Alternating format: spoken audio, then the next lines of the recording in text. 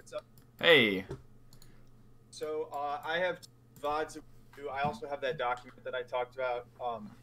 The Yeah. only reason, by the way, that I wanted to keep it secret is because I thought that would be optimal. Like, if it's not actually good, then I'm down to just share it. But I didn't really know, and so I figured I'd err on the side of caution. Even if it's optimal, like, it's fine to share it. Like, Okay. like, the only thing, like, the only time you shouldn't share something is when you're already a super high-level player and Yeah, you're yeah. preparing for a specific national and you want to, like, write down someone's habits. That's the only okay. time. Because otherwise, even if you told someone, like, your game plan or whatever, Yeah. a lot of times that doesn't really help them that much because then, maybe you'll mix up after telling them or whatever, Oh, okay. Yeah. And so it's like still just as ambiguous even if you tell people. Yeah. Plus, I'm like not good yet, so it doesn't really matter. But yeah, I totally get what you. So I have a few questions. I have thoughts, and I have that. I think I want to start with the game I played against Shabo. Okay. Yeah. All right, let's do I like that playing then. Shabo a lot because I feel like, you know how some foxes will just like try to go turbo mode on you, and like if you're not very good, like, I guess. Yeah, like Like, they just dealing sort with of that. jump at you and see if you can Yeah. deal with it. I feel like Shabo tries to like hard outplay me like every interaction, and so it's Mhm. much easier to like tell what's happening. Yeah, no, definitely. I played Shavo and that's super true. So yeah, just send me the Slippy. Yeah, I just DM'd it to you. It's a crazy world with Slippy replays. Oh Like, my god, it's so insane amazing. compared to the way things used to be. It's actually crazy. Yeah, like can you upload it to YouTube and like send me the unlisted link? Like, yeah, literally, and it's like most of the time it's like not even recorded and stuff. Now like Yeah. every game we play is recorded. And we can literally like set up a machine to go through and like look at all of our up air combos and compile it into a YouTube video if we wanted. Yeah. Oh, one more thing I wanted to say is that I think you're still gonna look at my gameplay and be like, why is he doing that?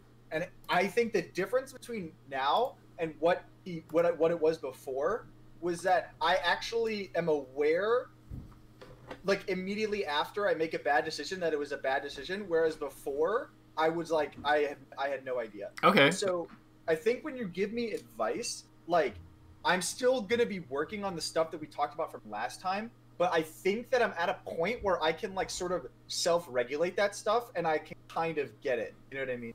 Yeah. Like you feel like you're saying that this, like basically you don't want to focus on the same stuff from last lesson because you understand now how to work on that stuff. Yeah, and so at like the level you're at. Yeah. Yeah, and so there's gonna be one moment where you're gonna be like, oh, like for instance, like why did you do this nair? I'm gonna be like, I know it was bad, but as opposed to like I didn't know it was bad. Okay. Yeah, that's fair. So like, what are you wanting me to look for in this set? Like, I'll obviously have my own thoughts on it, but like, what are you? Yeah. Like, in an ideal world, what kind of feedback would you be looking for? I think I'm really bad at pushing combos further past like the second or third hit. And I think that I'm also kind of bad at tech chasing. And I think tech chasing, I kind of get how to like practice that. There are a few instances where it gets pretty hard for me to do it, but like I think that I lost to Shabo in this game because he was hitting me for like 70% sometimes, and I was just like getting like 2 pieces on him. You know what I mean? Okay. All right. Well, let's check it out. You're blue, right? I am. Wait, you share screen? Oh, my bad. Thought I was already doing it.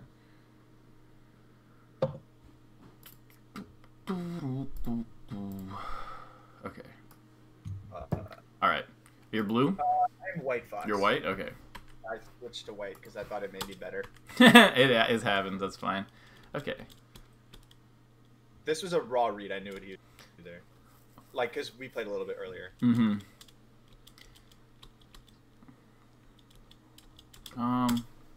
Okay, let me see. Yeah, so I think this is actually a really good opener. And you did it into the grab, which is also really good. Yeah.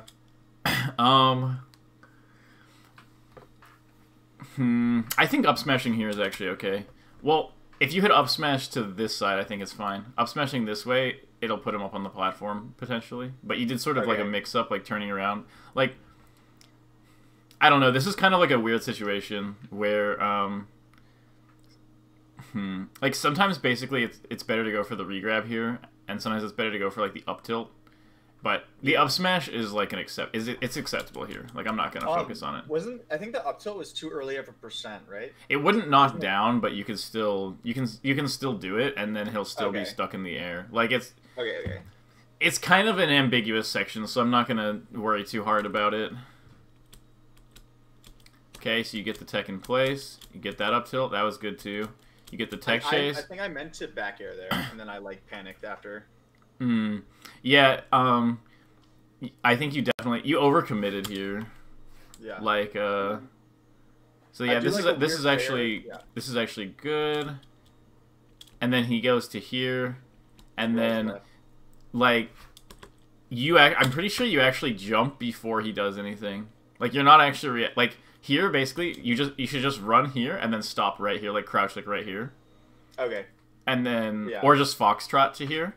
And then or wave dash here, or whatever. But, like, you need to just, like, you can just wait and react to whatever he does.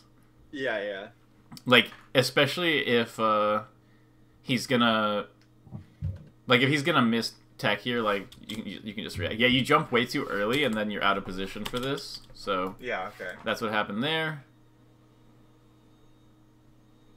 Bad dash attack, yeah, well, I'm not gonna get into that right now. If we need to, we can go over it. I mean, see, right there, he did a combo on you, and he didn't get any more off of it than you did. I think I meant to turn that around.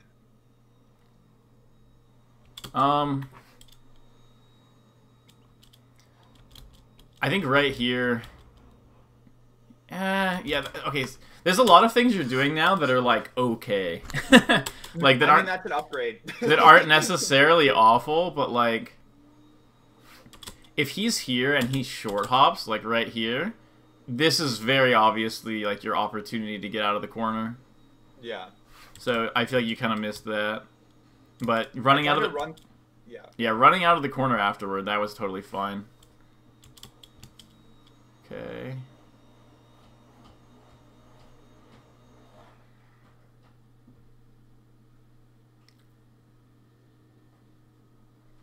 Okay, that was a totally valid attempt. Yeah, that was fine. So up throw up air there was fine. Yeah, so up throw up air here is fine because it's a percent where you could potentially get the double up throw. The double up air. Like let me see if there's anything that you could have done here to kill better. No, because he's at like 70 something. I would have done the up air here also, and then because you land on the platform, and then you can possibly get the second up air. I think that was like actually probably the best thing you could have done there. Wait, I'm confused what you're saying to do. I'm saying I think you did everything perfectly there. Okay. I think that was like the optimal thing to do, and I think that he just went a little bit further. So maybe you were like a couple % off or whatever, but like it's impossible to really know that in a match, and I think that was like probably the best thing you could have possibly done in that situation. Yeah, I just want to say, like, the reason I'm very curious about that is because I feel like I do end a lot of my combos with up air. Like when I say end them, I mean like not satisfyingly. Like I will up air and they'll just get away, like that kind of stuff. Okay. Well, part of it is with Fox, like that is how a lot of his combos end, and it's sort of about like sharking is like a really big deal with Fox, and a lot of it is actually about like when you end your combo at like it's like you know like right when you hit your combo you want to get to them again to like hit them again as fast as you can, right? Like you hit them and you want to move like frame one or as quickly as you can to like reposition yourself to be able to hit the next hit of your combo, right? Yeah, totally. But when you hit the last hit of your combo and they go so far away that you can't get to them, it's basically the actual last thing in your combo is to correctly move to a position that optimizes your situation post combo. Yeah, that makes sense. So it's like when you hit your last hit of your combo and they go too far away, you should still be moving as quickly as possible to the spot where you can like position yourself for the best mix-up against them coming down or whatever. Because like there's a lot of situations in Fox Dittos where it's like you don't necessarily get an edge guard, and you kind of just get them up in the air. But that's actually a great situation for Fox because he has such strong sharking ability. Yeah. That makes sense. I think, I don't know if you implemented these full hops in the corner because of the last time we talked about it, but these are pretty good. Like that was this was like a good way, and this was like a good way to play the corner. So they're one of my like flowchart options, like sort of trying to figure out what they're gonna do, because like we did talk about why full hop is good last time, and I think I just extrapolated that to like being good in the corner. No, yeah, because I remember specifically talking about this where it's like full hop and they can't really come in because you're all the way in the corner. And if they come in to punish you too much, then you might get past them and then they're in the corner, especially at like a percent like this. And then once you have him conditioned, I don't even know if you did this intentionally, but once you have him conditioned to that you're gonna full hop like this, then you just run in and he expects the third full hop. This is basically like perfect. Like the only thing that you should have done differently a little bit is that you need to be like, you basically baited him to come in like this, and then you don't, like, you're not positioning yourself to like look how far away you go. Yeah. Because you're like, I gotta get totally out of the corner, And a lot of times it's like what you want is, if you're gonna do that, is to get him in the corner. And the fact that you got him in the corner means you win this situation anyway. I actually remember what I was thinking now that I brought back to it, and I was thinking it from the perspective of I'm gonna full hop to make him think that I'm gonna full hop, and then I'm gonna use that as an excuse to get out. I think I didn't think of it as an offensive thing, like, oh, I'm gonna hit him for trying to hit my full hop. I thought about it as like, I can use this to like get center stage. Right. No, that was exactly what it looked like, and I think that was really good. It's just whenever you know what your opponent is gonna do, you can punish it.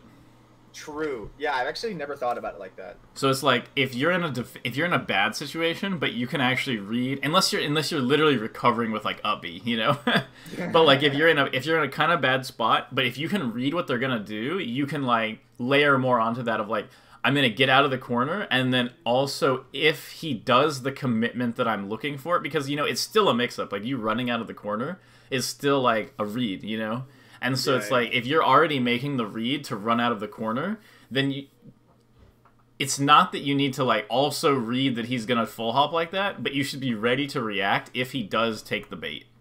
Okay, yeah. 1 second. Oh. Wait, why? That's okay. Okay. Thanks.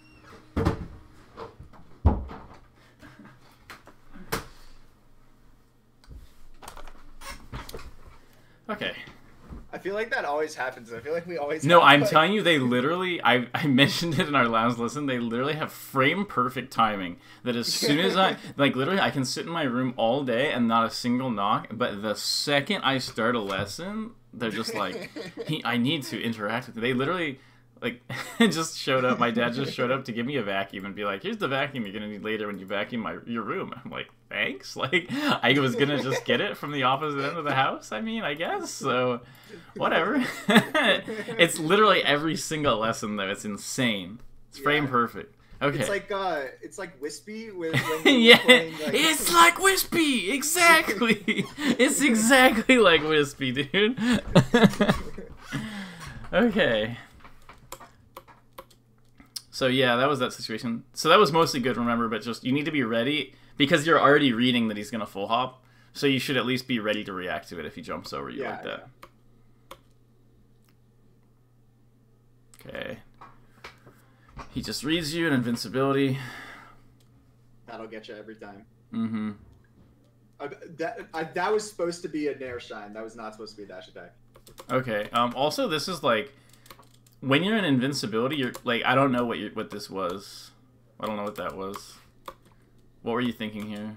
I think I thought he was gonna try to full hop over me, and I was gonna try to like back air him. But I honestly am very bad with invincibility. So it's like basically in invincibility, you get like 1 or 2 reads, and it's like it's like what you basically did is your first. Basically, imagine you get 2 reads every invincibility, okay?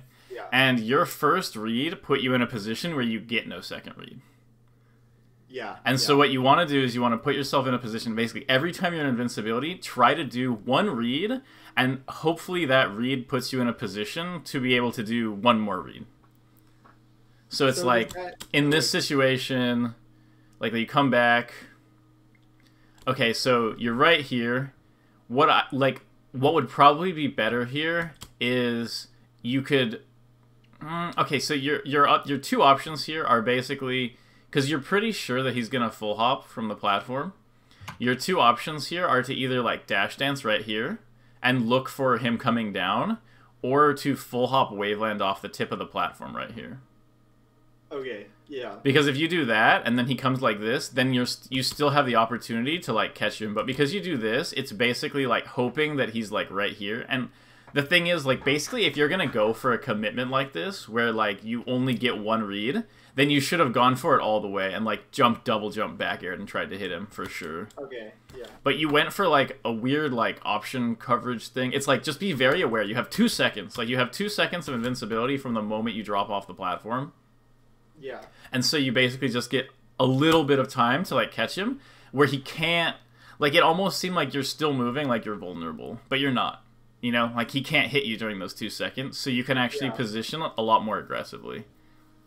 That actually, like, so do you think that I should avoid commitments like full hopping and stuff like that when I'm invincible and just try to, like, react more? Or, like, do you think that reading is definitely just still the way to go? Like, well, no, you basically get 2 reads. Okay, yeah. So it's like, it's okay for your first read to get rid of your second read, but you have to fully commit to it.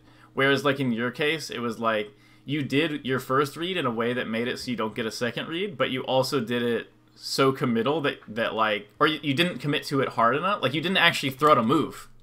Oops. Good job, Slippy. Slippy is still not perfect, but it's getting there. But you get what I'm saying? Where, like, you didn't even actually try to hit him. Yeah.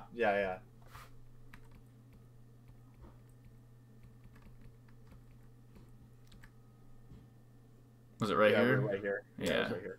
Yeah, so it's like you don't even actually throw out a move here, and so it's just like a waste of invincibility. So. And then I get hit for doing it bad dash. Mm-hmm. Okay, that was all good. That was actually totally good. I think you should probably start covering ledge more. This is like an issue that I have too, where it's like you want to defend the stage so badly that you don't cover the ledge, but a lot of times at low percent, especially, I think people prioritize the ledge because they don't want to get damaged on stage, or like it's kind of like, I mean, I guess people prioritize the ledge more depending on the player. Like some players will prioritize the ledge not counting the percent or whatever, but like basically at like this percent, if you're him, Slippy, like if you get knocked off right here, if you're this Fox, you're not thinking like, all right, I'm gonna go up and like up B here, you know, like you're not gonna up B because then you think he'll shine you, and you're not gonna side B to stage because he's just gonna throw out a back air here. So what I would probably do here is I would probably go here and then shorten to ledge is like the idea. But like you don't if you're like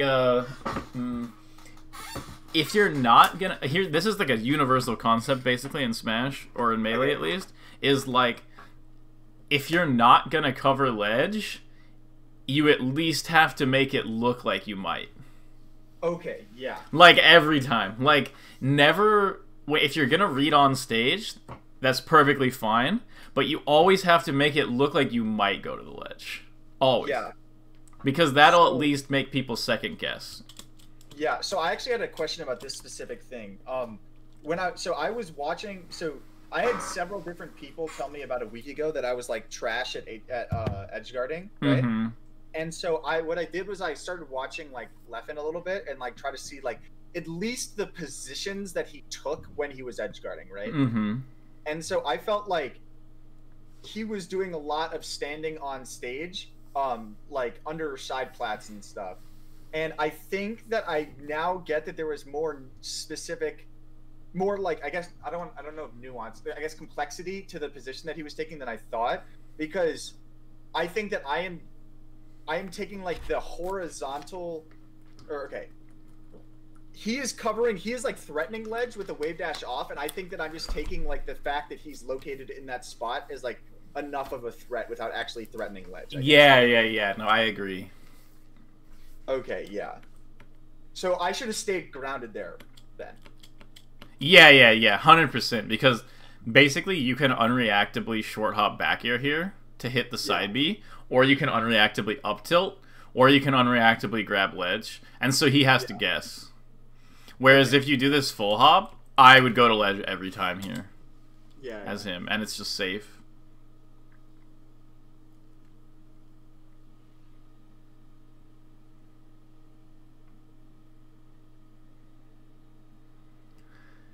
I feel like these nairs don't actually have like a purpose. I think you should watch out for that. Where like he's at 14%, and it doesn't look like you're really looking for any punishes here. You're more just trying to hit him. And you actually do manage to hit him, and it's like that doesn't give you anything. And so it's like basically every time you do anything, like it's like there's no way to do nothing in Melee, at least as Fox. As some Puff can do nothing, but Fox can't. So it's like every dash you do, every lack of movement you do, every move you throw out is potentially something that could get called out by your opponent, and you could get 0 death. Not that you will, but you could. And I think like understanding that mentally, that like literally every button you press is or don't press. You know, like if you're just waiting. Everything you do or don't do could potentially lead to you literally just getting instant 0 death. And so if by keeping that in mind, everything you do should be attempting to 0 death your opponent. Yeah. Because if it's not, then like you're doing actions that could be punished with death without threatening death for him. Yeah, I think that's a similar concept to what we talked before, but I like the way that that's phrased because it sort of becomes it's like informing neutral with like the punish in a way. Like yeah, exactly. Okay. So it's like when you're doing those nairs aren't like basically if you guess right, you want your best opening, and those are not openings; those are just hits. And so it's like he could have CC'd either of those nairs, grabbed you, and killed you. Yeah. And like even these back airs, like great, these back airs hit. Look what happens when the back air hits. Nothing. You got nothing, and you potentially, even though he didn't do it, like what if you back aired and he dashed away, dashing like weak naired, and then up tilts you, weak back air, up smash or something. Yeah. Like you're just dead.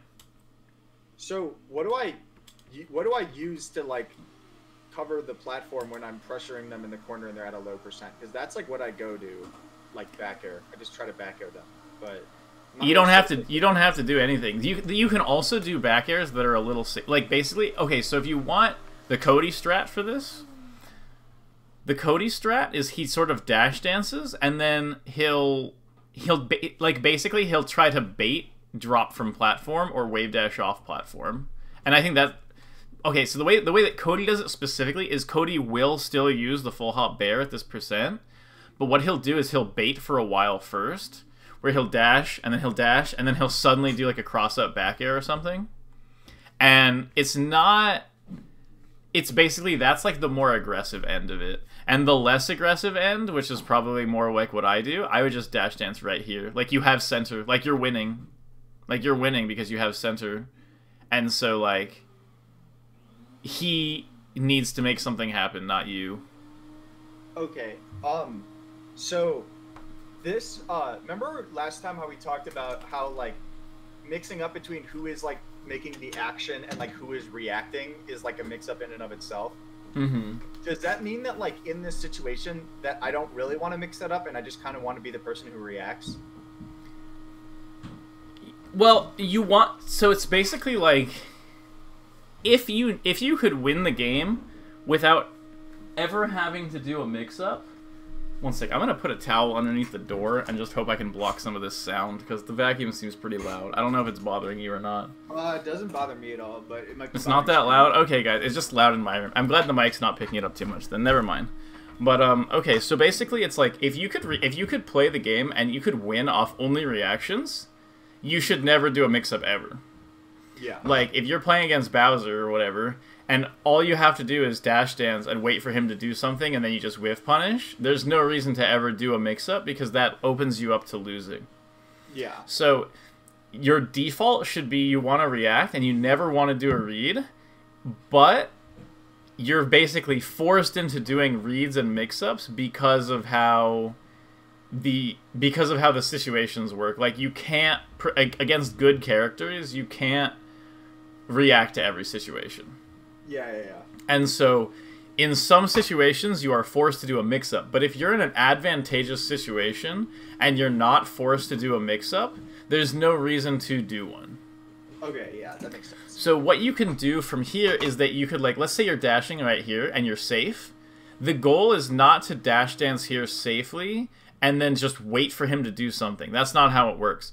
What you do is, it's an advantageous neutral position. So you can dash dance here, and then dash in to make it look like he can drop on you, and then dash out again. Yeah, okay. So you can actually, basically you can do baits, but you can do that mostly safely because you're in a good position. Yeah, I think from what I was interpreting you were saying, that I was just gonna wait for him to do something, but now I get that it's more of like you get to like make him think that you're doing things while not actually doing Yeah, like basically you get to threaten this back air over and over without ever doing it. Yeah, okay. But like it's the thing is it's like he doesn't want to get hit by the back air because obviously who knows what'll happen if he gets back aired, but he, you know, obviously when you back air him, you're not actually getting that much out of it, you know? Yeah. And yeah, and then you eventually put yourself in a bad position here for some reason you like do a wave dash jab or something. And then I meant to up tilt. Yeah, I think that would have been okay, but also like this is like a heavy commitment here, and it's like the wave dash up tilt here is good against non-Fox. It's like not very good against Fox. Because he's so fast, or yeah, it's because of the way his hitboxes work when he drops. Like if Sheik is in this situation, your up tilt will pretty much beat all of her stuff. But like Fox, like he can basically drop, like it's like even like right here, it's like the way you space yourself. It's like okay, so it's basically like the way that Fox contorts his body with his hitboxes like doesn't favor that position. Yeah, like pretty much. Like basically he will like even if you trade here, you'll end up trading with his strong back air. Yeah. And his strong back air will send you way off stage or close to it, and then you'll kind of just pop him up and he'll tech, and then he'll have an edge guard.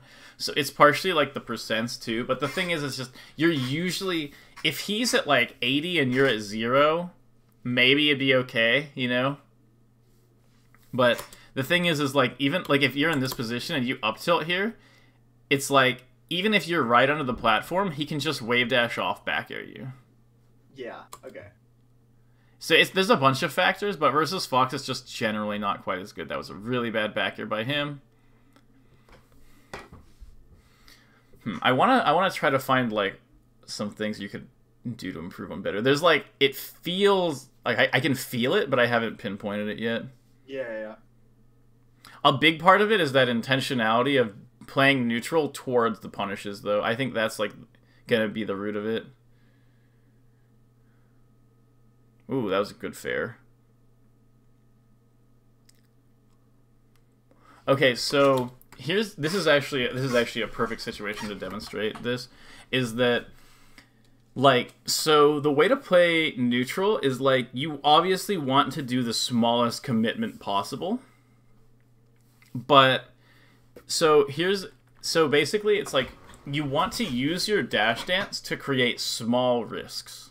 Yeah. And because the dash dance is very uncommittal, you can use it to space in ways that can potentially bait your opponent, but without a high chance of you getting hit. Like obviously, if he reads you and hits you, he's gonna zero death you, or he can. Like you should always treat it as if he could zero death you. Yeah. But it's difficult for him to read it without you know, more times than not getting baited by your dash dance, and then you grab him and then you kill him out of the punish. Yeah. But here, this is an issue that I keep seeing coming up in your neutral game, where So he's shielding here. It doesn't really matter that he's shielding, but this is just sort of what you do. Oh, I've seen it a few times during this game, is that you do safe dash dances. They're like, this is pointless. Because you're not at a range where you can threaten him at all. Okay, yeah. So it's like if you were doing this exact dash dance, but right here, right outside of his short hop back air range out of shield, this would be 100 times better, because then he's way more likely to, you know, full hop, and then you just catch him out of the air with a full hop back air or whatever before he does something. Yeah. So it's like you're basically in a situation where you have no risk, and you also have no threat. And so you're like, okay, no risk, no threat. No risk, no threat. And you're kind of doing this, and it's like, this doesn't mean anything, and then you're like, super ultra hard commitment, all or nothing read. Yeah. And so it's like, you need to be in that middle ground more of like, you want to be in a spot where like you're kind of threatening and you're kind of vulnerable, but not really. Not really vulnerable. Like you want to be in a range where you can threaten them. Like basically your perfect situation is if you're at a range where you can threaten them by dash dance. Like the thing I said before where he's in shield. Yeah. Like, one sec. So right here, if you're dash dancing right here, you're almost at no risk. Like if you're dash dancing right here. Yeah, it's the same spot, but it's just more benefit for me. And so it's like there's almost no risk, but you have so much more of a threat. Like you have a ton more threat right there. Yeah. And so it's like you have way more of a threat, but you have almost no risk. And those are the situations you really want to get into. It's like big threat, low risk. And then when you're in this situation, this attack is coming after literally zero threat. So it's like, if you actually wanted to pressure him right here, you would be right here, because then you're in range to short hop him or running shine. Yeah. So it's like, you're not creating a threat, and then now this is just like a complete hard read, and if he just stays in the corner here, he punishes you. And so it's like your defense, your dash dancing sort of defensively didn't actually do anything, and this nair doesn't have any intention behind it outside of just I dash dance safely for a bit, and now I'm just randomly hard reading you here with no other additional information, you know? Yeah. Like that. So like I think a big piece of advice would be to like try to be more okay with dash dancing in positions where you can threaten, but try to be like a little, like try to be a little safe, but you need to be in the range where you can threaten more so than you need to be safe. Yeah, I think I'm gonna try when I play more later, is probably try to just maintain a closer space to them overall, like when I'm dash dancing. Yeah. Because like the thing is it's fine to dash dance away from him. It's not that you always have to be threatening. Like if he was over here and you're on the opposite side of the stage dash dancing, totally fine. But the problem with this dash dance wasn't the fact that you weren't threatening. Although, I mean, so okay, let me start there. Obviously, in this situation, because he was cornered, it would have been better to be dash dancing to threaten him. But, like, let's say he was right here in center, and it was the same spacing where you're under this platform dash dancing. You don't have to get closer to him. That's, like, not necessarily your job. But you can't immediately go from I'm safely dash dancing way over here to I'm attacking. Yeah.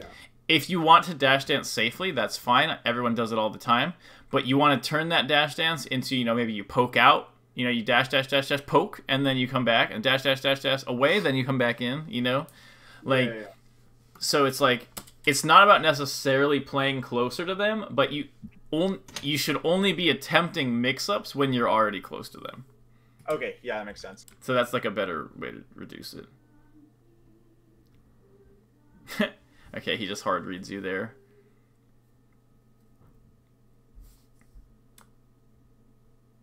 I thought he was gonna shield. Mm-hmm. So obviously it's hard for me to talk because I still do this all the time, but really as much as you possibly can, don't ever get used to jab resetting people. I I think he's jab resetting me. Oh, my bad. My bad. I got mixed up. For some reason, Wait, I thought you were... with jab resetting people? I actually am very confused about that. Well, because, first of all, if you miss, they hard punish you. And then second of all, they can just SDI or ASDI it up. Like, he could just hold up, and then... Or you could hold up, and then when he jabs you, you would just get out of it. Like, it doesn't actually jab reset you if you're ASDIing up. Wait, so does that mean that, like, Thunder's combo is, like, bad? Yeah. Oh, I had no idea. Yeah, Thunder's combo is bad, yeah, but it like, works often because it's hard to react to. It's, like, basically, it's so easy as the attacking Fox, like, as the one who's doing the Thunder's combo, it's, like, so easy, because you just wave dash jab, you know? And it gets you this super free get up where you get this super hard punish. So it's like really tempting, and because it's kind of hard to react to, it still works kind of often. And so it's this situation where it's like it's not optimal, you know, but it kind of like works sometimes. It relies on the humans, like the yes, but it's not like actually good. Yeah, okay. Like task level melee would never have Thunder. Yeah, literally none. There would not be a Thunder's combo in there. And I kind of like punish him for resetting. Yeah, no, you do because he misses it. Yeah. This was fine. Yeah. The thing with Fox combos is that like a lot of times 2 or 3 hits is all you're going to get. A lot of times you're not going to get these big punishes just because of the positioning. But you want to position yourself to keep a combo going at like post tech chase. Yeah, I did not mean to dash attack there. Yeah. Tomz, you should not dash attack in center stage when they're not going to get hit by it. I like this a lot. I actually really like this game. The way you deal with getting out of the corner, because you're actually doing like legitimate mix-ups to do it. I think that was solid. But once again, now you're back in regular neutral, and you're just sort of throwing out these nairs. Like, both of you are kind of doing it. Like, what is this doing? Like, what does this give you? You know? It doesn't give you anything. Yeah. Like, both of you did it, and neither of you got anything. He only got something there because you messed up. Yeah. So, okay, so there's a lot of stuff, like, basically, like, when I watch this from your perspective exclusively, it feels fairly, like, rational. Like, when I watch it, like, I can tell that you are playing according to a game plan, and that I think you're doing a pretty good job of it. But the general understanding of, like, what you should... Like, it's like I think you're executing your game plan pretty well, but your game plan should be a lot better. Okay, and so there are small situations where, like, with that situation with him on the platform or whatever... I think here's I think what you should be doing to practice as much as possible now is try. This isn't maybe best for performance, but it's really good for practice. Is try to never hit your opponent when you're not in a combo. So like every time you hit them, try to like get like an actual combo out. It needs to be a combo, and when you hit them and it's not a combo, then your brain should focus on that and be like, wait a minute, I did something wrong here. That needed to be a combo. Should I mean like so does that mean that like if they up B onto center stage and I just like they're at kill percent, should I just like grab them and like down throw them, or like what do should like wait say that again? So like if I'm like an edge guard scenario where like literally like one move kills them, should I just like grab them, or like what No. That's not what I'm saying. No. If this is sort of like a general thing, and if there's like like if your move is going to kill them, then that is your combo. Okay. So that is very interesting. If your opponent is at a percent where one back air will give you an edge guard which will lead to a kill, then that's fine. Okay. But if somebody is like below 80 or 90, like if they're at like 30 or 40 or 0 or 10, I don't want to see you doing nairs or doing back air to build some percent, because that's like irrelevant. Like, I want you to basically play for only the hard openings. Yeah, like the grab, the running shine, and the drill. And the up tilt. Up tilt at low percent, really? not at like 0. Okay. At like 30 or 40. Oh yeah, 30, 40, yeah. Because I the only thing I know percents wise is that Fox up tilt prior to 20 is like not that good. Yeah, it doesn't knock down prior to 20. It's not fantastic at that percent. No. Yeah. But like what I'm saying, like most like you're not like okay, so like let's say some guy's at 0, right? Yeah. And you go for a drill grab and you're like, "Yes, I did the drill grab." And then you up throw and they tech on the platform and you get the 50-50 and you get the up air out of it. And then that's it. Like they DI in a way that you can't really get the follow-up. Yeah, so you set up for an edge guard and you mess up your edge guard and they get to ledge. Remember the threat to ledge thing, you know?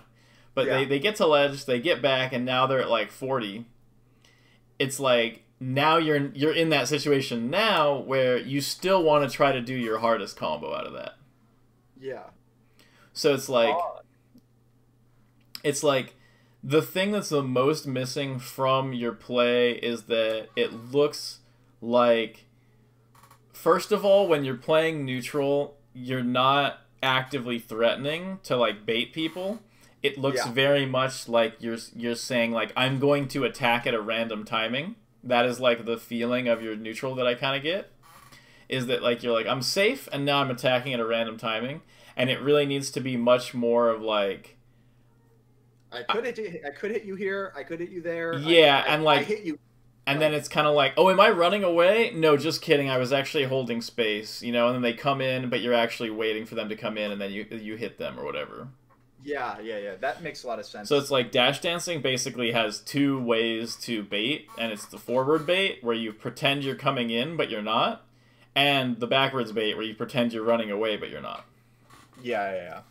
And so you need to be using that in neutral to sort of like create these ambiguous situations where you're kind of close to them and they think you might approach or you might run but you might not. And then that will make it so that, and like your goal should ultimately be to bait your opponent into doing something. But if you can't bait your opponent, like obviously I'm not telling you to never approach, but I'm telling you that like it's kind of like what I was saying where like you never want to read if you can react. It's like you never want to approach if you can get them to do something stupid on their own. Yeah. So it's like if you can just do a little dash dance, this is a thing that's really, it works really well against like really bad Fox players, is like you do a little dash dance and then you dash away and they nair where you just used to be and you just grab them. And it's like, if you can do that over and over against someone, there's 0 reason for you to ever need to jump in and attack them. Yeah. And so it's like, you should be prioritizing trying to bait your opponent using small commitments on dash dance and on movement in general. And if you can't manage to get... Because like basically the way it works is that both players, they want to protect themselves as much as possible. Yeah. And so both players are going to protect themselves and stay safe from approaches as best they can. Then you end up with these situations where people are like trying to fake an approach or fake giving up space so that they can get the other person to sort of break their safety in a small way to either defend against the potential attack or to take space against a potential retreating opponent. And so what you're trying to do is you're trying to get them to break out of their safety zone in small ways, and then you can, like, you know, like let's say, you know, you're dash dancing and they're dash dancing, and then you dash in a little bit further than the previous time, and then you dash back, and then they do a back air, like a short hop back air in place, and then to try to, you know, stop you. And then, but now they're no longer in their safety. They're no longer in the safety of no commitment dash dancing. And so what you do then in that situation, so what a noob there will think is, okay, I'm dash dancing, I do a slight dash in, then I dash back. My opponent sees that and does a short hop back air, and they go, aha, now I punish the back air. But that's not actually how it works. What you do is you dash in a little bit, then you dash back, your opponent does the short hop back air, then you do a dash in again, and your opponent thinks you're going to punish their back air, and they do an up tilt because they think you're coming in to punish the back air, and then you dash dance grab the up tilt. Okay, yeah, so this is actually something that I had thought about, but in a different way, where, like, I would, like, sometimes try to, like, you know, like, hit people, and then they would just do, like, nair up tilt or something, right? And, like, the up tilt gets me, because I'm like, oh, I'm expecting them to nair, and I could, like, drill it or something. But I think that actually makes a lot of sense, and I need to look at it from the perspective of, like, they're gonna try to cover themselves with something now that they think I'm gonna hit them, and that is what I actually hit. Yeah, because they're like, they're like, first they're like, no commitments, no commitments, no commitments, and then you, like, get them to commit a little tiny bit. Yeah. And then they're like, oh no, like, I messed up. Now now they kind of, like, have to panic, you know? Yeah. And then now that they start to panic, because the thing is with the back air, they can mix up their drift, they can mix up their fast fall. It's a very small commitment, you know, despite it being a commitment. And so, but because of that, they're no longer safe. So now your threat seems so much more credible. Yeah. Because they know they committed, and so you can use that to sort of, like, get an even bigger commitment out of them. Yeah, that makes a lot of sense. So it's sort of, you're trying to, like, reel them in, you know, you're like fishing, you're trying to say, okay, here's a little bit, is like, you know, like, you're trying to like play into their fear of, like, your threats, basically, to get them to a bigger commitment and an easier punish for you. And the thing is it's like, oh, well, but you didn't punish the back air, and so therefore, you know, like, you're not taking advantage of what your opponent's doing. And it's like, okay, well, then maybe what you do is you notice that they do that back air every time, but you haven't punished the back air because you've been waiting for the up tilt afterward. So then maybe the third time that happens, you're ready for the exact back air that he does there, and then you actually do grab the back air. Yeah. That makes a lot of sense. I feel like I say that a lot when I have these lessons. I mean, I think that's good, right? Like, do you want to go over the flowchart thing now, or? Yeah. So I have the other. So one other thing is that I wouldn't say is that, like, I think that against Shabo, I did a particularly good job of sticking to my game plan. I think that part of my improvement, especially when I play someone like Skurzo, who, like, I view as, like, someone who's, like, very fast and, like, hard to keep up with, or, you know what I mean? That I need to, like, do a better job of, like, rigorously sticking to my game plan in those situations. And I think that I actually don't think we need to review the Skurzo game, because I think that you're probably going to end up saying similar things, but just with the backdrop of being more frustrated with my neutral. So I think we should go over the flowchart. Yeah. Okay. Yeah, if we have a little bit of time left, we can go over the Skurzo game too. Yeah, I also don't really mind, like, going over again. It doesn't really bother. Okay. The thing with fast players or people who play super aggressive is that a lot of times that almost creates the situation that I was talking about in people's minds already, with like you know, like, the guy just did the short hop back air and now he kind of panics and wants to do the up tilt because he thinks you're coming in. Sometimes when somebody moves really fast, people will kind of get in their own heads that, like, he's coming in right now, even though the guy isn't, and so they'll hard commit for the other player without an actual reason to. Yeah. That actually happens to me a lot. So I sent you the link to the Google Doc I made. This is pretty specific to Fox Dittos, because I feel like, I mean, I haven't done much testing on it with other characters, but I feel like it kind of hard loses to, like, Marth and stuff sometimes. So I don't know. But we could just talk about this. Okay. I'm glad that you're doing this, though. This is really good. I think it literally instantly made me better. Like, yeah. Like, writing stuff down is broken.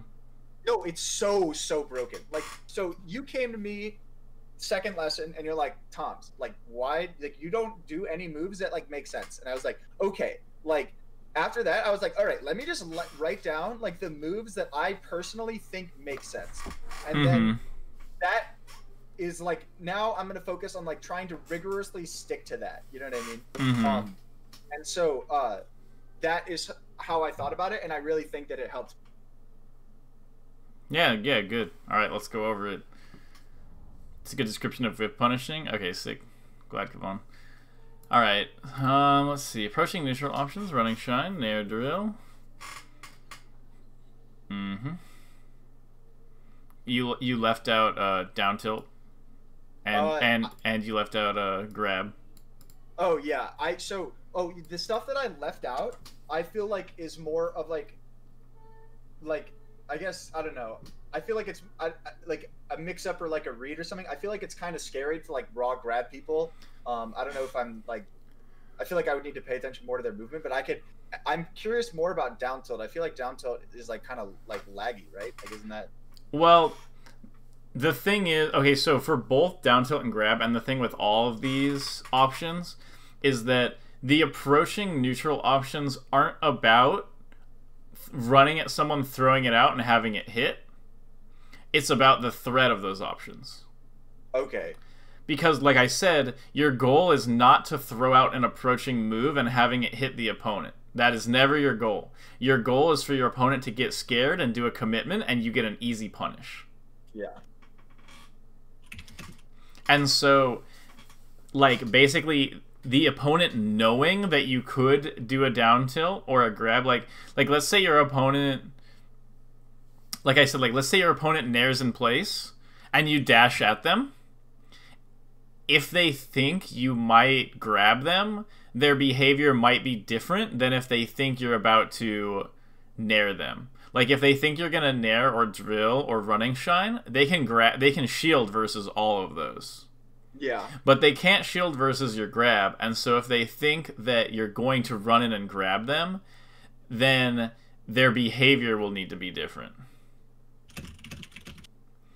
And so the down tilt is the most minor one. The down tilt is like way off on the side, like, hey guys, I'm part of the club too. And they're like, well, technically you are, yes, but like, don't talk to us. You know, like, like down tilt is like the little guy, okay? Like, nobody really cares about down tilt, but having it there is still important.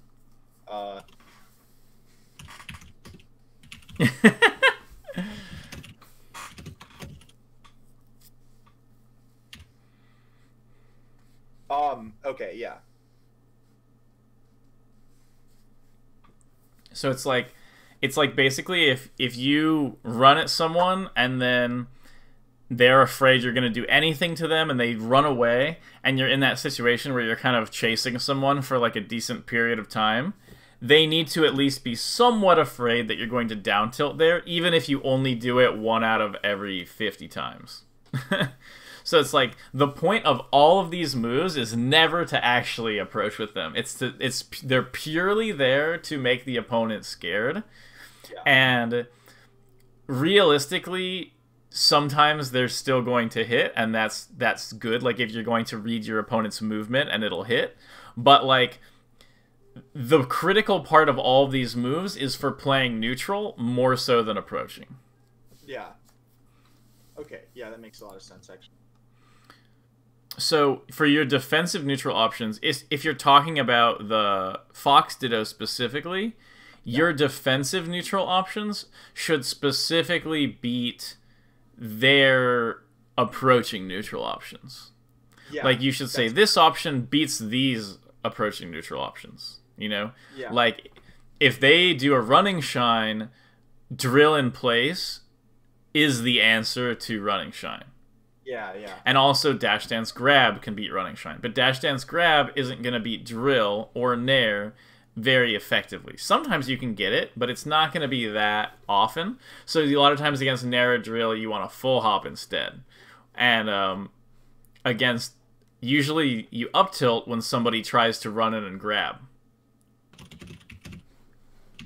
It's like, I just remembered that. Yeah.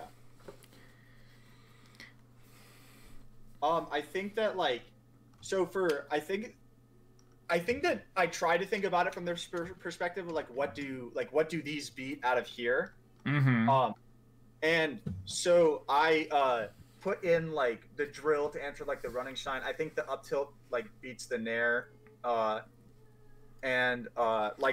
I'm pretty sure I wouldn't necessarily say up tilt beats nair. I don't think up tilt against nair is that good. Normally, what the up tilt beats is the up tilt beats your opponent trying to chase you further back. Like, they think you're gonna dash back, and so they run in to catch your dash back, and you up tilt them.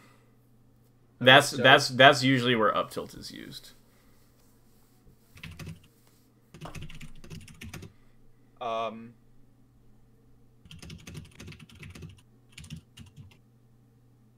Yeah, because I basically what happens is like I just will go on unranked and been like, man, like every time they short hop nair at me, I can just up tilt them for it. So that's why I thought it was good. Oh wait, that was supposed to be an up tilt. Now against nair, you either want to dash away or full hop. Those are pretty much your only options against nair. Okay, yeah, that makes sense. It's why nair is kind of good in Fox Dittos. It's kind of hard for the opponent to deal with, even though it's not that hard of like a punish starter. Like it has its uses. You just have to know where it's good. Because also you can crouch. You can crouch the nair. Yeah, crouch shine. Like crouch shine, yeah. I remember Axe like randomly tweeted something about like I don't remember what it was, but it was like holding down and then shield grabbing. Is that something that's like an actual answer, or is it more like a gimmick to stuff? Holding down and shield grabbing? What does he mean by that? It's like it was something like I you know what, I would just have to see the tweet again. I mean it's a very small thing anyway, so it doesn't really like if you don't know what I'm talking about, then like it's no, probably, I don't. It's not. It was literally something that was like a random tweet by him. Okay. Yeah. So then, what do you think about this? Because I was kind of scared about like putting this in here because I don't know how good it actually is, even though it's relatively low commitment. But yeah. No, that I think it is good. It's back air, like you said, it's a little weird because it's kind of in the middle, and I think that it's more positioning based, and it can beat short hop nair also depending on like percents and stuff. Yeah. Yeah, I don't know. I think bear in that case is sort of a weird one. I don't think you should be bearing out of shield really, but I think that basically it's up for debate whether the back air is good or not. Okay. There are situations where it feels really nice to back air, but it's kind of like up for debate whether you should have just dash dance grabbed if you could back air, you know? And so I'm not really sure on that one. I've used it to some success, and sometimes it doesn't work. And it's kind of like, I would generally try to avoid it and favor the other options, but I'm pretty sure it does have some situational uses in terms of defense.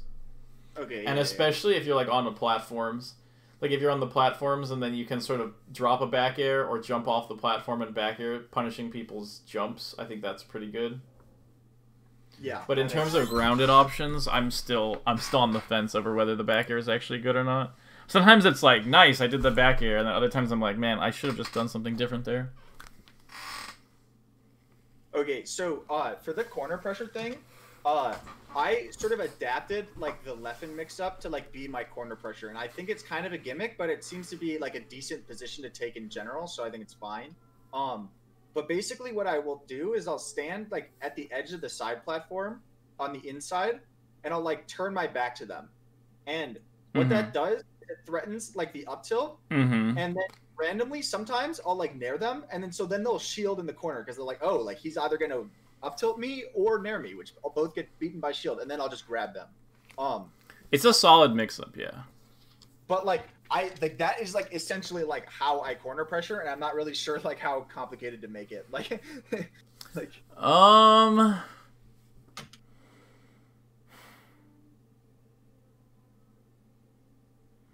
I think that basically I think that's fine. I think sometimes you should dash dance for a little bit instead. I think you can mix up dash dancing with the up tilt spacing. Yeah, yeah. But generally, generally the back facing in the corner is pretty strong there. Yeah. Okay.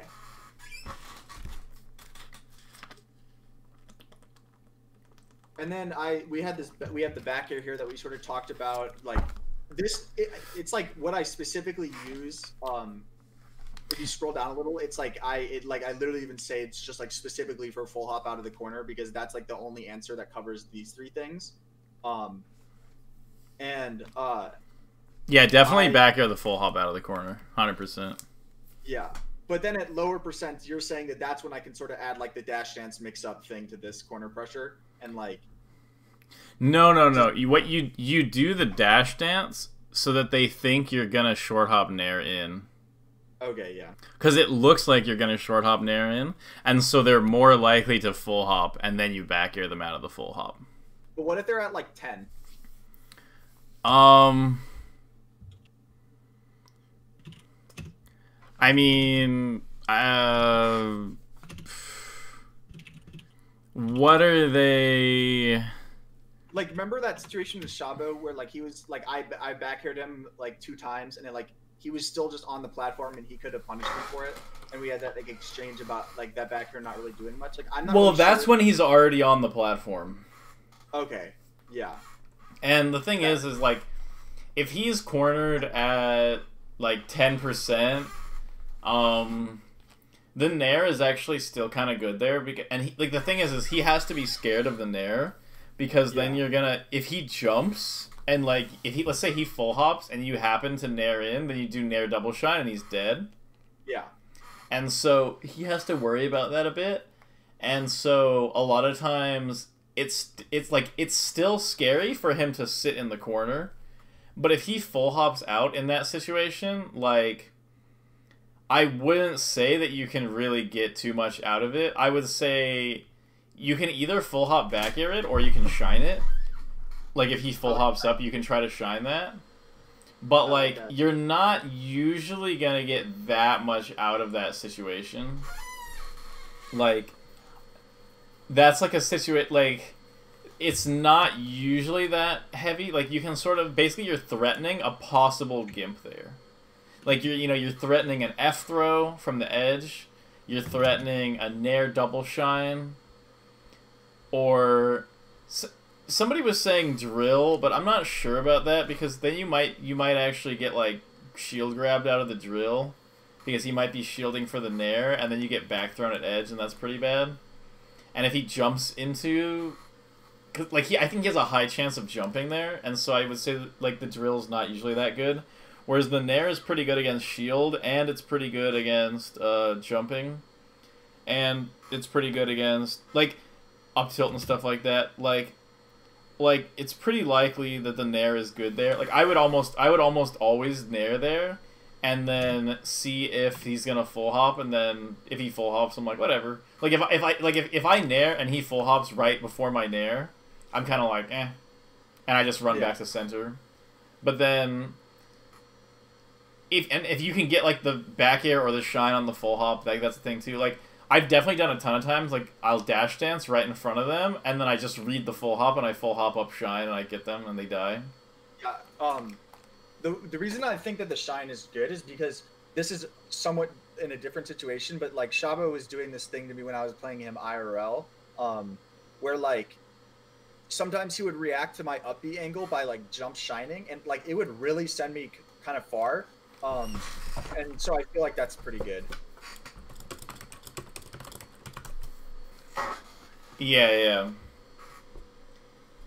Like, I think it's like you basically want to look at possible situations where you can kill out of any, like, out of a situation, you want to look of like, alright, what can I do out of this situation to kill them, you know? Yeah. And then you say, okay, so these are the moves that'll kill them out of the situation, or potentially kill them, and like, how do I land these moves? And so it's like, you can get a shine, and it's like, well, how do you get the shine? It's like, well, you either running shine, you JC shine, or you read their jump and you shine. And it's like, oh, also you can get the shine after the nair. And so you're like, okay, those are kind of like my options, you know? Yeah.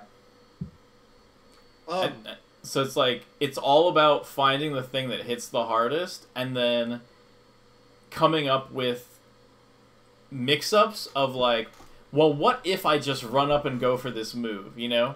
And then it's like, what move do they have that beats this move, or what position can they go into that beats this move that will kill them? Because if they don't react to it correctly, it kills them. So therefore, they have to react to it correctly. What do I now do to react? Like, what kills this reaction, you know? So it's so you're like, oh, if I run in and I nair double shine, then that beats a certain options. What beats Nair Double Shine? Oh, Full Hop. What kills Full Hop? Oh, I can shine it. It's like, what beats shining the Full Hop? Oh, him running out of corner. So if he runs out of corner, then I can up tilt him, you know? And then you create all of these options that will kill or do really well, and you turn those into mix-ups, and then you play the mix-up based on your intuitive read on your opponent. Yeah.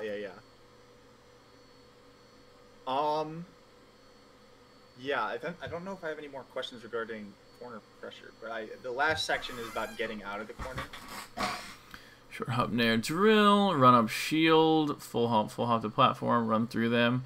And you forgot go to ledge and ledge dash. Oh, yeah, that one. Go to ledge and ledge dash is huge. It's so good, because then, like, you can go to ledge dash kind of, like, makes all of these, like, really good. Mm-hmm. Okay. And against certain characters, full hop double jump.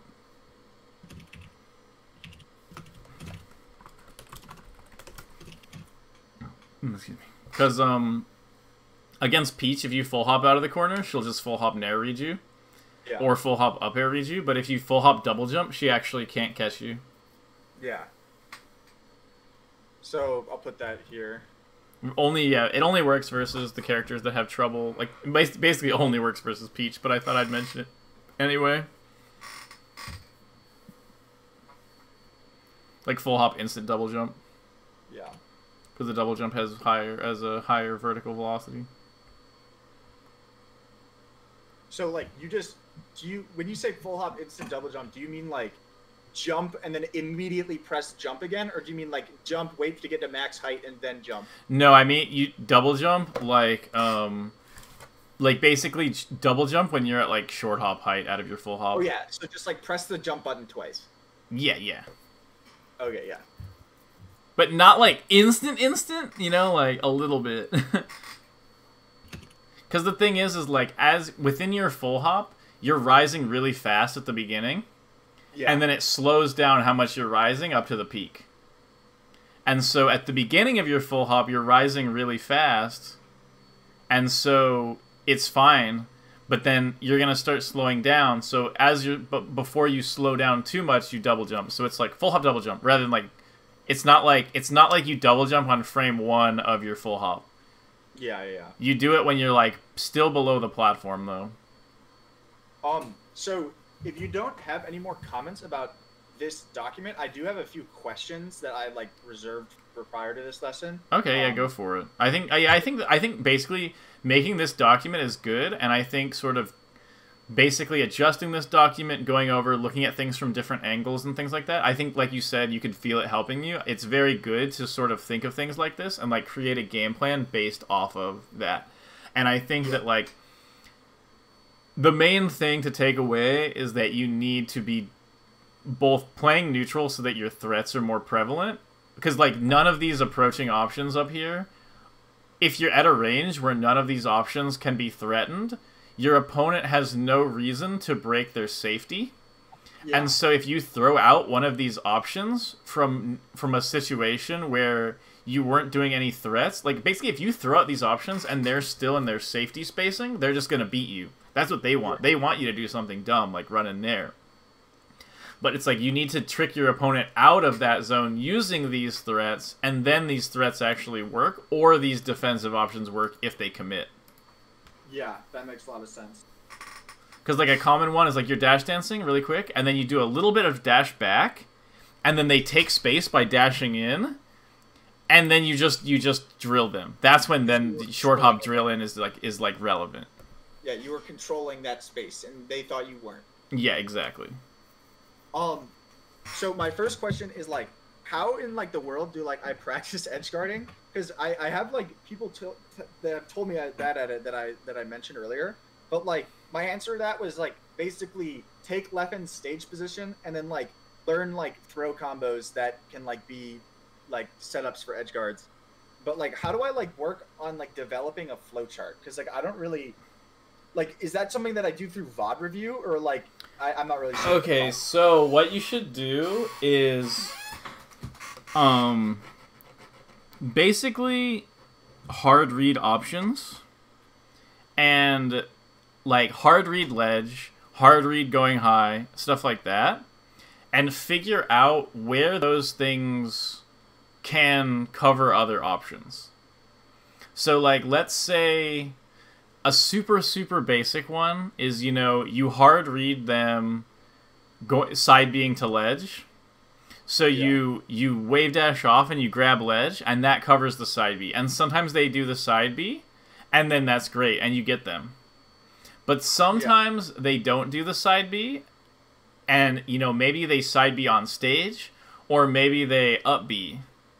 And then it becomes, okay, how can I cover these other options?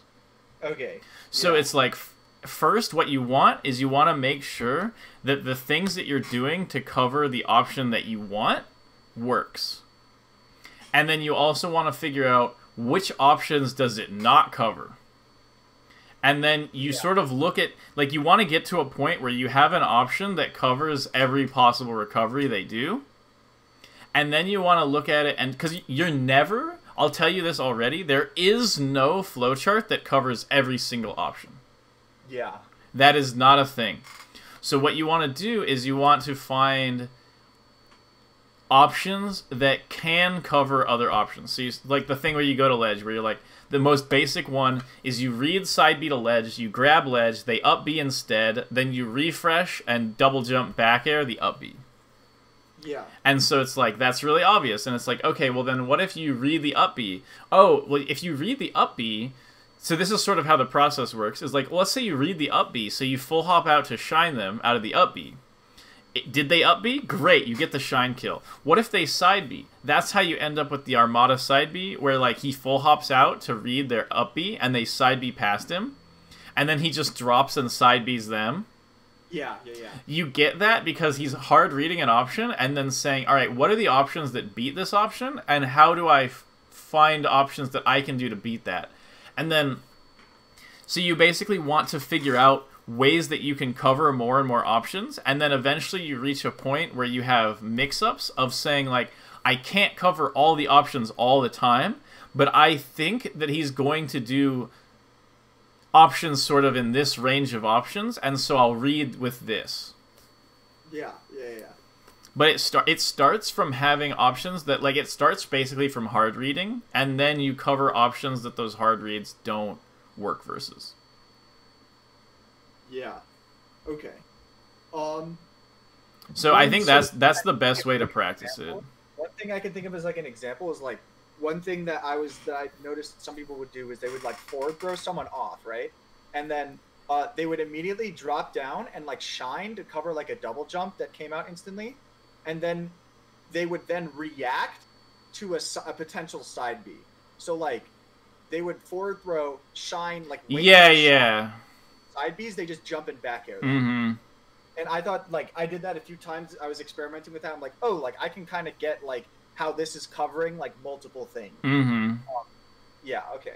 Yeah, that's exactly what you do. Find hard reads that kill certain options, then figure out, what do I do if they don't do that thing? And you'll find certain options that are better or worse for those reasons. And then you sort of, depending on your opponent's style of recovery and stuff like that, you adjust towards towards certain options and away from others for that opponent. Yeah. Edge guarding is always a read against Fox, though. Okay. At least in some sense, there is a read involved.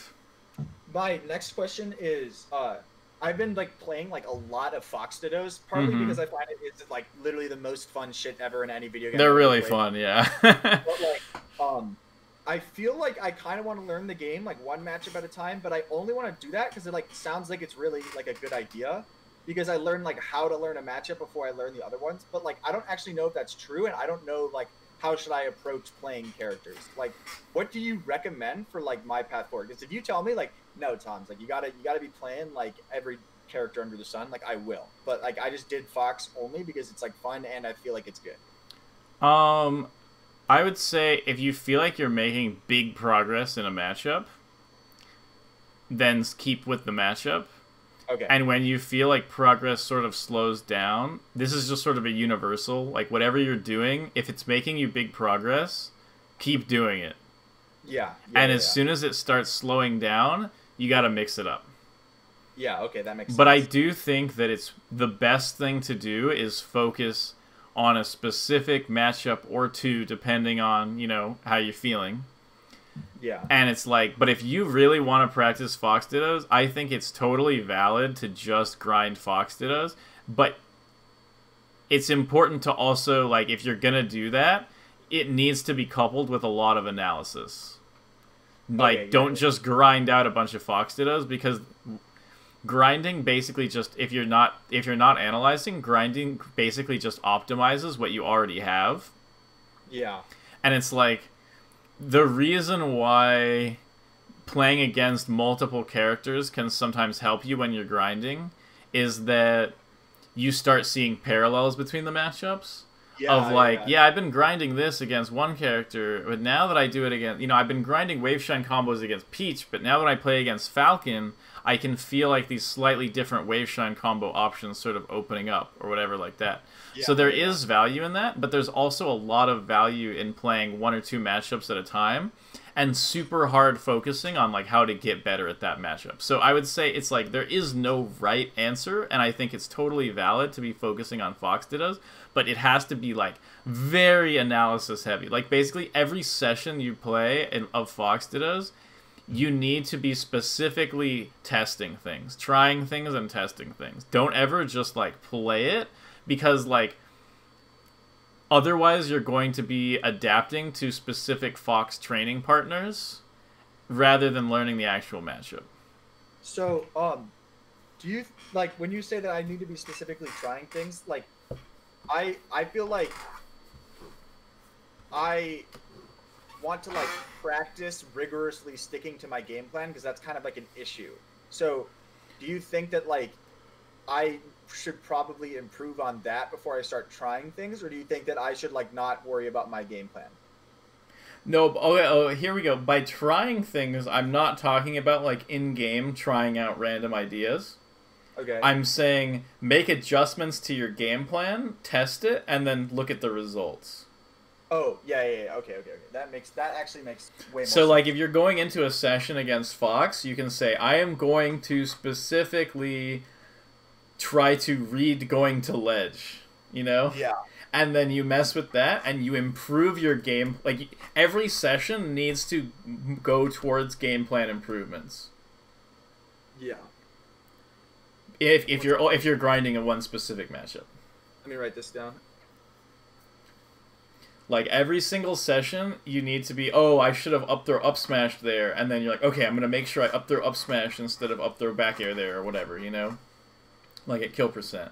And it's like, and so it's like, you need to be like, basically, like, working on only one matchup allows you to make big progress in that matchup, but it can also lead to zero progress if you're just sort of playing. Yeah. Because you'll just sort of be repeating the same habits over and over. And so it's like, you definitely don't need to work on your whole game plan at once, but you should at least be improving portions of your game plan with each play session. Like, for instance, like, down tilt, like, being like I would say don't worry about down tilt yet. It's important to know that it's there, but I would say not worry about it. But just for the sake of example, at, like, high level, there's times when I'm like, okay, I'm going to practice down tilt, and I will literally run around, we're talking about Fox Dittos, I will literally run around and try to just do down tilts and see where they work. Yeah. And, like, that is way more useful than, like, just sort of playing and then being like, at some point more down tilts would be useful, It's like, it needs to be very specific directed practice to facilitate the most improvement. Okay, yeah. Two more questions. Mm-hmm. How do I get, like, better at tech chasing in game? Because I can, like, practice reacting to things with Uncle Punch by just, like, up smashing a Falco a bunch and then just, like, reacting, right? But, like, in game, like, if I'm running shining someone and I wave dash the wrong way, like, I just don't get the tech chase, right? Yeah, I mean, if you wave shine the wrong way, you literally can't tech chase it. It's impossible. Yeah. And so, like, is that just something where, like, I just need to get better at, like, being more aware of my spacing and just knowing the direction that they're going to go in and stuff like that? Okay. When you wave shine someone, you need to be confident. Like, you're never going to have it 100% of the time, but you need to create a higher percentage of situations where you know which direction they're going to go out of shine. That's pretty important. Yeah. Also, like, sometimes when I shine them, they'll, like, roll off screen, and it, like, makes it really hard to, like, follow up on it. Like, is that just something that, like, I'll just eventually, like, memorize, like, the distance that they're gonna go and just get it? Okay. And then this next question... I like, when someone goes into the bubble, for me, I literally don't even recognize that they're in the bubble. It feels exactly the same as if they're not in the bubble. Okay, yeah, then that actually is reassuring to me. It feels literally exactly... Like, I literally didn't even know people went into the bubble until KJH made a video about it. Yeah. Because you hit people, and it's like, you're not actually even looking, you just know how far away they are. Like, you just know. Yeah. That actually makes a lot of sense. This next question is, like, I don't even know if you're going to be able to answer it, because I think it's kind of a bad question. But, like, where do you think that I am, like, how do you feel about the progress that I've made so far as a result of this? Like, when you think about, like, the previous lessons and then, like, the gameplay that you saw, like, this time, like, how do you think those compare? And, like, where do you think I'm on track to, like, improve, I guess? I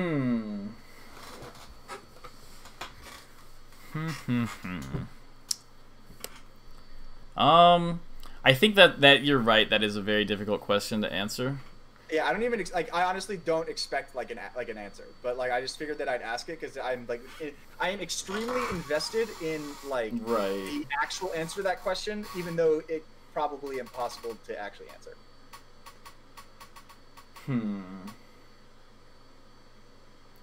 So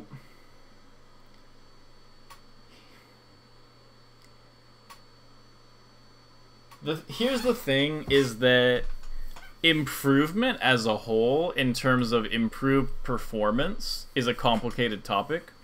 Yeah. Because let's say you show up to your local, I mean, I guess now, you know, you enter your online local or something like that. Yeah. And let's say everyone plays awful except for you. And they don't DI anything correctly and they just fall into all of your neutral options or whatever. You might start thinking you're getting better. Yeah. And let's say there's a day where you play really bad and everyone else plays amazing. You might think you're getting worse. Yeah. But neither of those things are obviously true. So the way to improve is find something you can do better. It might seem like the smallest, most insignificant thing. Yeah. Like not doing a pointless back air at low percent. You know? Yeah. If you can improve that thing objectively, where you watch your VODs back and you notice that you are doing that better, that is improvement. That is how you get good. Okay. Getting good is literally just stacking a bunch of small improvements on top of each other.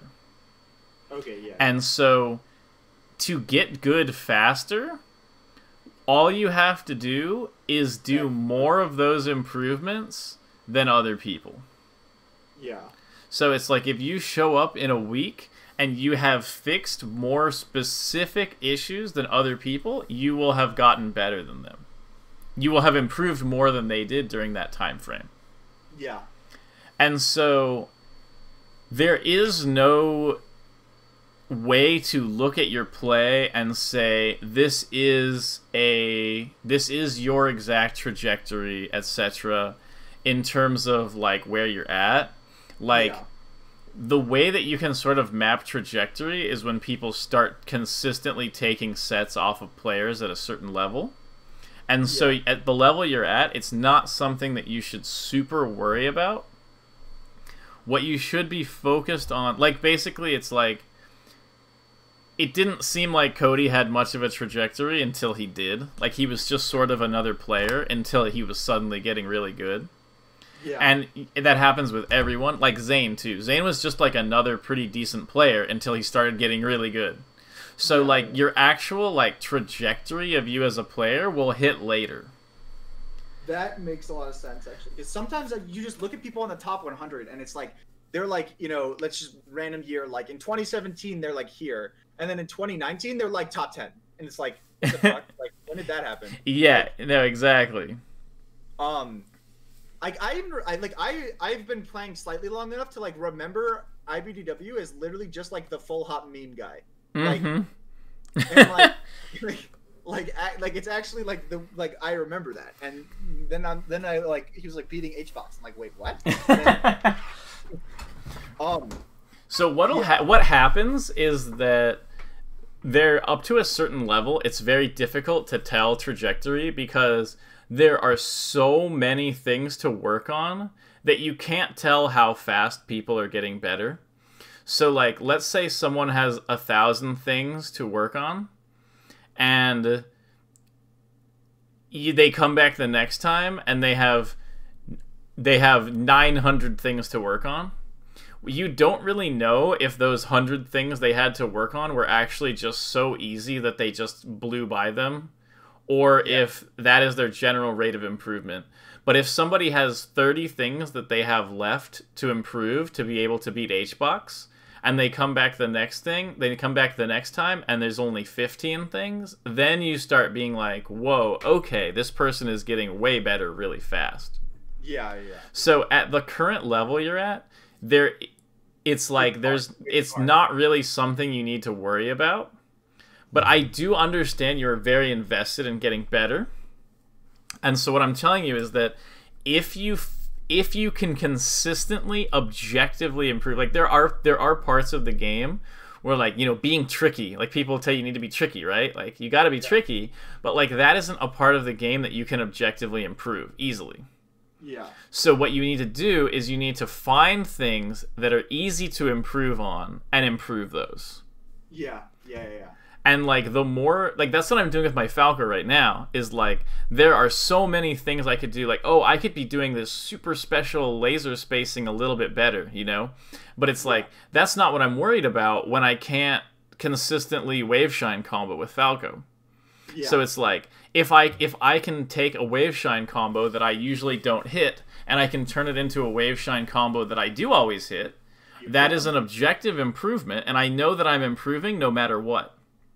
And so it's basically and a big part of getting better at top level is being able to look through all these abstracts of, you know, Mango's neutral game or whatever, and finding ways that you can objectively improve against a player, against someone who's that good.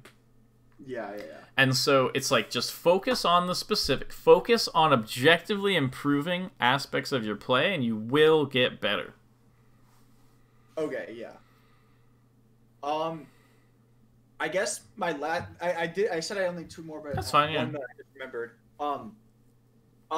So I don't really compete in anything, and it's literally only because I think it would be funny if I got to a certain level of skill before I competed, and then I like beat people, or I beat people, and they were like, "How did this guy who went like 1-2 at the last tournament he entered beat me?" But like, like that's literally just this fantasy I have, and I think it would be funny.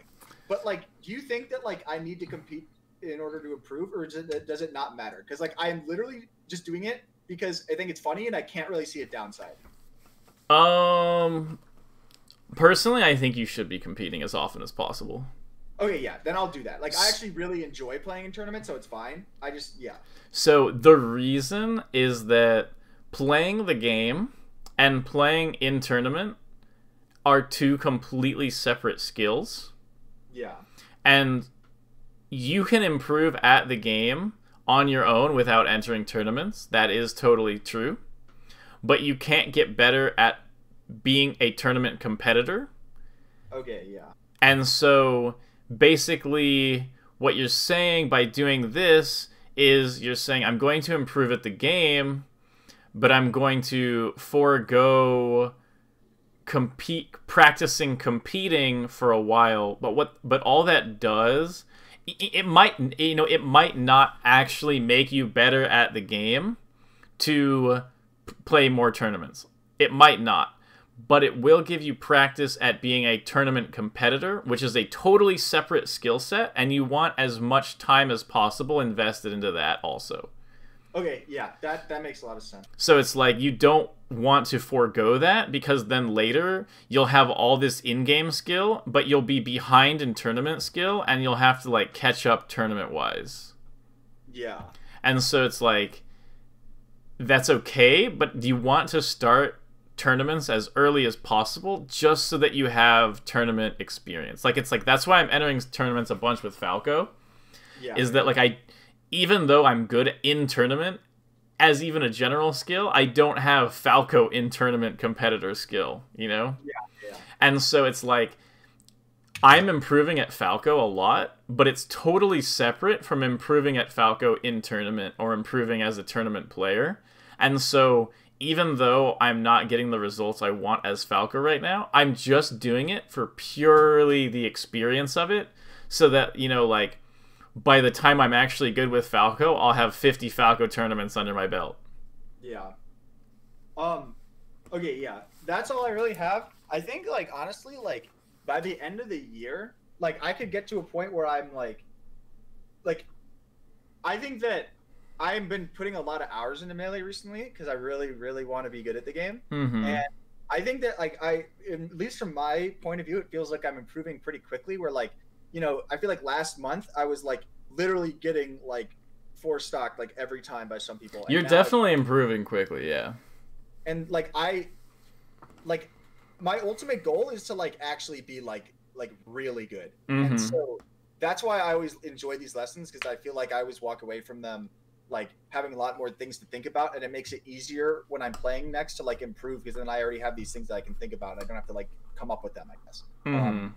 But yeah, that's all I really have. Yeah, I'm really glad that they're helpful for you, and, like, I think that it's good to have the combination of specifics to work on, like, where I'm telling you that you need to improve specifically, like, practice, you know, specifically reading on edge guards, practice specifically for, you know, dash dancing in a better range to threaten and stuff like that.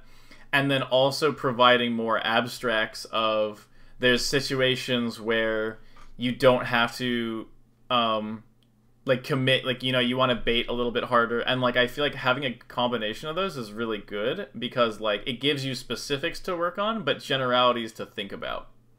Yeah. And I think that's, like, a good combo, especially for how you think.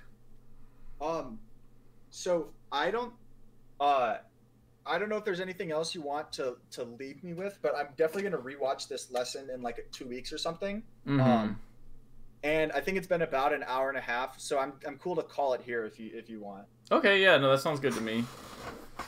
Yeah, I just want to make sure that you. I feel like you pretty much remember all the things we talked about, so I don't necessarily feel like there's a reason to go over everything super hard. I mean, like, I also, like, am, like, even if I don't, like, I will get them again by watching them. So okay, yeah, that's good. Like, keep it up. You're close to something. It's like, when you play the game, it's like, I know that you're only at, like, a specific skill level, you know? Yeah. But I need you to, like, imagine you're better than you are. Like, oh, yeah, like, recognize when you're playing the game that this is the exact same character that me, Cody, and Leffen are playing. No, literally, like, I'm like, once I become completely capable to control Fox, there is literally no reason that I cannot just, like, become Leffen. Exactly. No, it's true. And so when you're playing, there's just, like, I know you don't have, like, a lot of confidence in some of your decision making. Like, I can tell from watching the way you dash dance and stuff like that. But it's like, you need to move like you're a pro player, even if you get messed up. Yeah. Okay. So, like, that, like, if there's one, like, deep abstract that I can try to impart to you, it's like, I can feel that, like, you are playing Fox at your level. But what you need to be doing is you need to be playing Pro Fox really badly. Yeah. My ultimate goal is to not be good and have you be like, Tomz, you're not playing the game. My ultimate goal is to be bad, but playing the game. Exactly, like, exactly. And so, like, there's just, once I think the very next step is to create the intentionality of the threats and the punishes out of those threats. And, like, I think that will open things up a lot for you. But the important thing is, like, you gotta have, like, the confidence. Like, those nairs you're doing, those aren't confident nairs. Those are, like, I want to hit him nairs. No, you're absolutely right. Like, it's, like, I play melee, like, kind of scared. And, like, that can lead to, like, random things that look confident, but they're actually, like, anxious nairs. And like, so it's like, he's not doing anything. Like, yeah. I just gotta hit him. Like, and so it's like, I want you to play the game and say, I think this is how Leffen would move, and try to move like that. And then if you fail and get hit, like, it's okay. Like, getting four-stocked by people, like, it's fine. It's like, because then you can just watch the VOD and say, okay, I looked pretty much like Leffen here, but I didn't react to this critical thing. And then you can adjust that. But it's like, the easiest way to stay trapped at a skill level is to start playing Fox at your skill level. And say, like, well, I kind of can't react to these things, or I kind of get hit when I try this, so I'm going to do these things instead, because then you're spending time doing options that don't actually mean anything. They're like, they mean something at the level you're at. Yeah. And so it's like, if I could just shake you and tell you one thing to do, it's that, of, like, move like you are that good, even if you get hit for it, because then you can analyze it from a perspective of doing a high-level option badly. Because if you do this weird dash dance into a nair, there's nothing I can tell you to do except not to do that. But if you actually do the correct dash dance and you try to do a really good option every time, and you try to move like Leffen, and you mess up, then I can like fix that, and then it'll be high level rather than telling you simply not to do this mid-level option. It actually probably also makes you, like, instantly better too, like, just to think about choosing. It does, yeah. Like, whenever you play the game, be like, pretend, like, a thing I used to do a lot, and sometimes I still do, is, like, play the game like you're the best player in the world. Like, be like, pretend you're literally, like, possessed by Leffen. Like, pretend that the ghost of Leffen has possessed you and is playing, and then just sort of review the result afterward. Yeah. But, like, don't adjust your play based on the fact that something's not working. Adjust your play based on what should be good. Okay. Yeah. Okay, that is my parting statement. And I think that is the thing that I'm like, my head is screaming of, like, Tomz needs to get this to improve the quickest. So yeah. I will literally try in every single one of my sessions, even when I'm unranked, to, like, just threaten things and make sense, and, like, just try to choose things that are and, like, watch your VOD and then literally go and watch a Leffen VOD from his perspective. Watch all of his inputs and then say, all right, I need to be doing those. Then go in the next match, try to imitate those inputs. Then watch your VOD again. Say, why does it look different? Yeah. Leffen is so good. Yeah, no, he's crazy. But yeah. All right. I'll talk to you later. Yeah, sounds good, man.